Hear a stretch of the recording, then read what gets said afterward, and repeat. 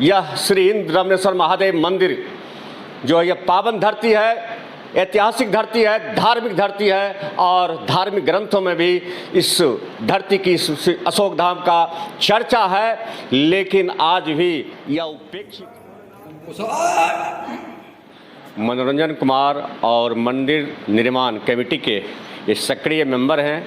मैं इनसे जानता हूँ, जैसा अभी बाबा बता रहे थे कि सर्वोत्कृष्ट ये शिव का मंदिर है, शिव बाबा का जो नीचे से ऊपर तक लिंग है, लेकिन उसके बाद भी उपेक्षित है और इसके राजकीय दर्जा अब तक क्यों नहीं मिला है? इसका बहुत सीधा कारण है, राजनीतिक इच्छा शक्ति की बहुत कमी रही है।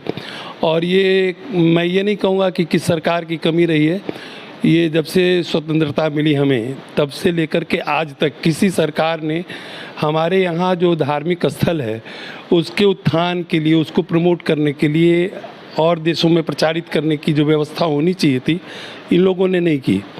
और देखिए, पर्यटन एक उद्योग की तरह होना चाहिए था, क्योंकि उससे कई लोगों को कई क्षेत्रों में रोज़गार मिलते हैं। सरकार ने कभी भी इस क्षेत्र में रोज़गार सृजन की बात की ही नहीं, सोचा ही नहीं। सबसे ज़्यादा हम उपेक्षित तब महसूस करते हैं, जैसा अभी आचार्य कमल नयन पांडे जी ने कहा कि यहाँ पर गौतम बुद्धा भी प्रवास किए हैं 1 साल का। देखिए, वहाँ छोटी छोटी चीज़ मिलती है ना, तो उसको अंतर्राष्ट्रीय मानक, अंतर्राष्ट्रीय पटल तक ये दिखाते हैं। हमारे यहाँ आज से 3 महीने पहले भी मूर्तियाँ निकली हैं और आज तक इसके खुदाई के आसपास जो मूर्तियाँ होने की संभावनाएं हैं, ये कभी प्रयास नहीं करते। अभी देखिए, बालगुदर में एक टीला है, उस टीला पे एक मज़ार बना दिया गया है। इंडियन स्कूल ऑफ माइंस से लोग आए थे रिसर्च देखने के लिए कि इसके नीचे क्या है। उसमें प्रोफेसर अनिल कुमार सिंह, जो शांति निकेतन विश्वविद्यालय के हेड ऑफ द डिपार्टमेंट हैं, उनकी फाइंडिंग्स है कि उसके नीचे महल है। चूँकि वहाँ मज़ार है, इसलिए उसके आसपास खुदाई नहीं हो सकती।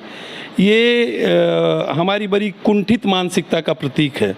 और इसीलिए मैं कहता हूँ कि यद्यपि ये इस राष्ट्र का निर्माण हिंदू राष्ट्र के नाम पे हुआ है, ये कोई विवाद का मुद्दा नहीं है, लेकिन आज के दिन में यदि देखेंगे धार्मिक बाबा धर्मेंद्र शास्त्री तो हिंदू राष्ट्र के मुद्दा लगातार उठा रहे हैं। उठना ही चाहिए। इस राष्ट्र के बनने का आधार ही वही है। जिन्ना ने यही कहा ना, पाकिस्तान क्यों बना, उसका ये कारण था। लेकिन हमारी इतनी इच्छा शक्ति की कमी है कि इसको हमको धर्मनिरपेक्ष राष्ट्र घोषित करवा दिया गया इन लोगों के द्वारा।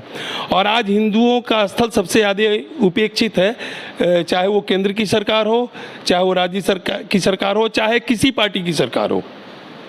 और इस कारण यहाँ पर ये जो पर्यटन उद्योग बन जाना चाहिए था, पर्यटक स्थल घोषित हो जाना चाहिए था।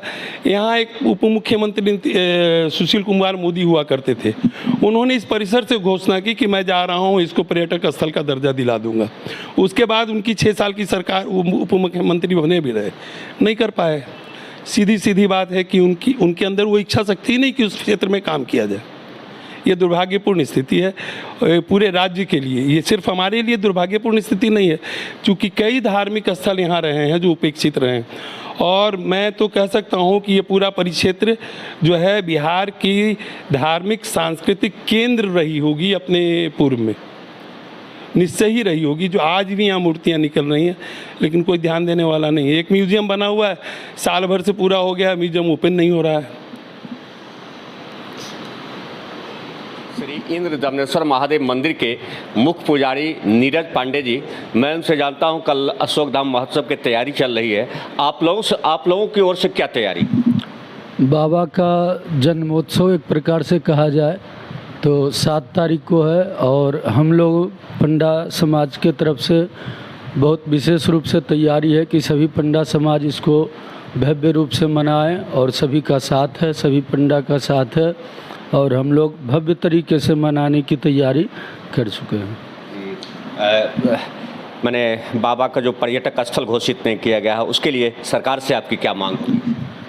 ऐसे लालू प्रसाद यादव जी जब मुख्यमंत्री थे तब भी वो आ चुके थे, अभी नीतीश कुमार जी भी 1-2 बार आ चुके हैं, तो सभी लोग आ चुके हैं और इस धर्म स्थल को सभी लोग मतलब देखे हैं।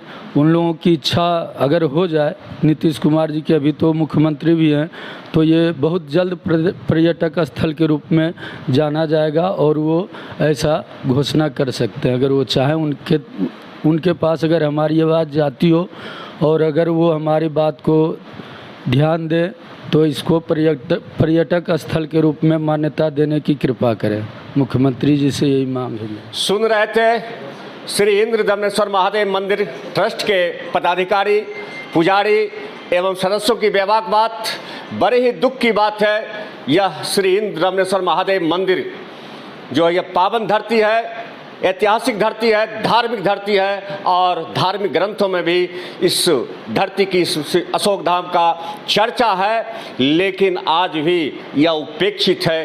कहीं न कहीं राजनेताओं की जो है इच्छा शक्ति की कमी है। जैसा बता रहे थे, ये बाबा के दरबार में माथा टेकने के लिए राजकीय नेता से लेकर राष्ट्रीय नेता तक आ चुके हैं, लेकिन किन्हीं की नज़रें इस ओर इनायत नहीं हुआ है। ये विडंबना की बात है और सबसे बड़ी दुख की बात है। हमारे जिला में जो अभी प्रतिनिधि हैं, बिहार में प्रतिपक्ष के नेता विजय कुमार सिन्हा, लोकप्रिय सांसद राजीव रंजन सिंह ललन, सुजरा के राजद विधायक प्रहलाद यादव और वर्तमान अभी हाल फिलहाल में जो राजद के एमएलसी हुए हैं अजय कुमार सिंह, चर्चर नेता हैं इस जिला से, लेकिन किन्हीं का भी इस ओर ध्यान नहीं है। और जैसा ये लोग कुछ खुल के तो बता नहीं रहते, लेकिन इन लोगों की एक ही मांग है कि श्री इंद्र दमनेश्वर महादेव मंदिर को पर्यटक स्थल घोषित किया जाए, ताकि इसका नाम राष्ट्र के, विश्व के मानचित्र पर उभर सके।